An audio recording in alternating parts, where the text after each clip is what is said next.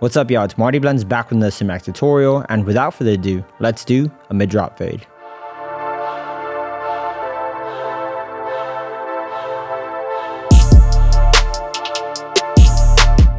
Clip the hair to prevent cutting any unwanted hair. Do this for both sides. We'll begin by moistening up the hair and getting clean sections to work comfortably with. Using a trimmer, create a mid-curved baseline. You want to make sure you drop it towards the back to get the darker look back there. Next, with the same trimmer, remove the hair underneath. Careful not to apply too much pressure towards the neck or it can nick and mark the client.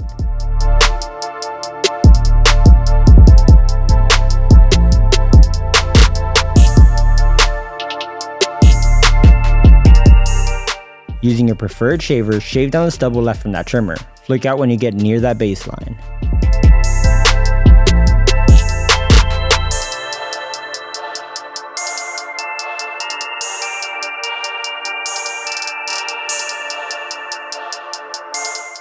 Using a 3-guard open, we'll remove all the bulk we need in order to blend within and have a clear view of our steps. Notice how my clipper goes straight up to keep all the length in the parietal area.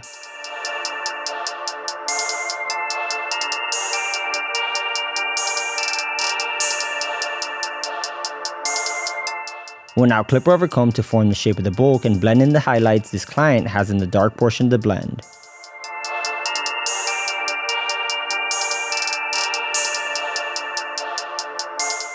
Alright, with the clipper, use the lever open to create a 1/2 inch guideline all around, following the shape of the baseline.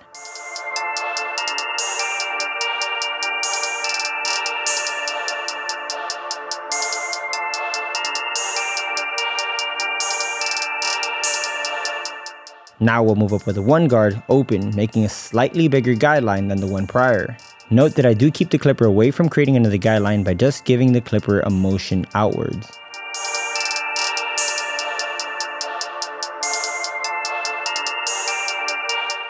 Using a 1.5 guard open, move up another 1/2 inch above the one we just set in.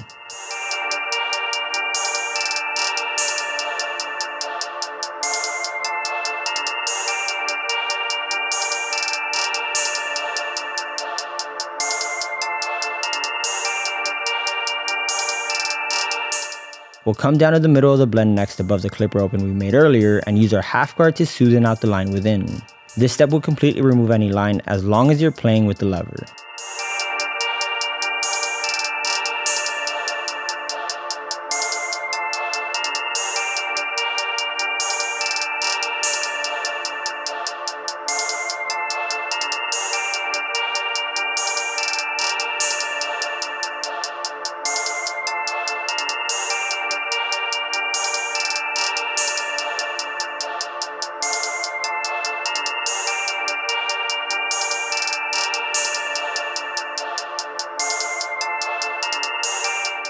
Finally, we can close up the lever and remove the baseline. Use as many corners as you can here to get the best blur results.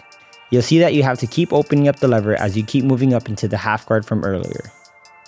If you're a beginner barber and you'd like to master the world of barbering, be sure to visit MartyBlendzUniversity.com for deeper in-depth tutorials, knowledge on social media growth, and most importantly, how to increase your cash flow in the barbershop.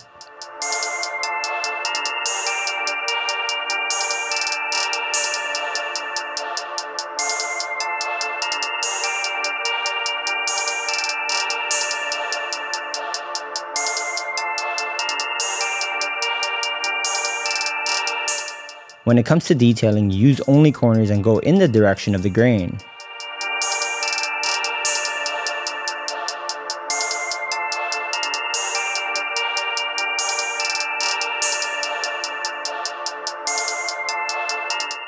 If you happen to see darker portions on the fade, don't hesitate, close the lever if you need to.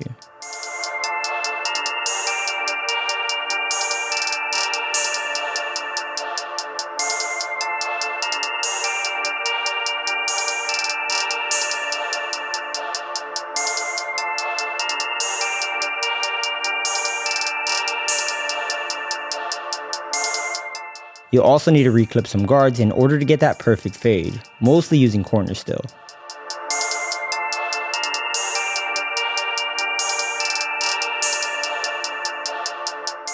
Blending shears are a huge help to reduce the weight inside of our bulk. When using them, remember that we don't want to cut anything but the ends of the hair and not dig in.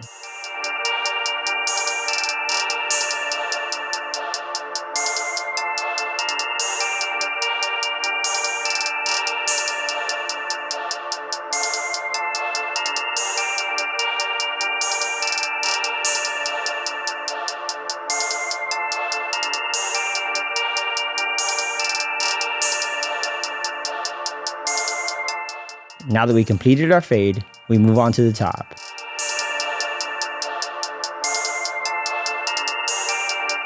Split the hair into a horseshoe. You'll do this by sectioning from swirl of the head to the recession point. We'll now cut and make a base all around the head with a good amount of length.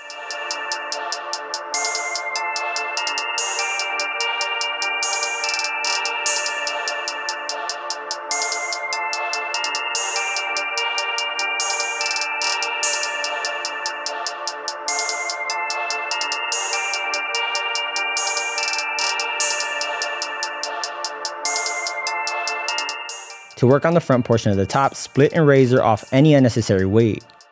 As for the top, just point cut to get the best texture possible.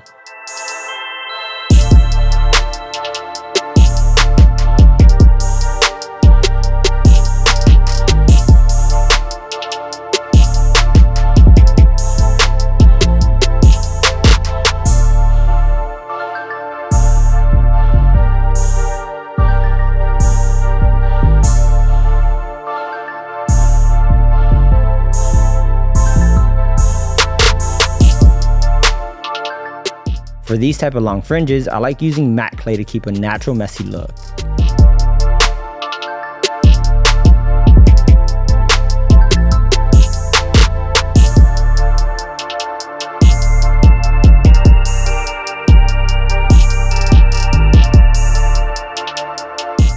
Typically I'd do the C-cups way before shear work, but because they were hidden, I wanted to keep them as low as possible, which is why you can also hit them at the end.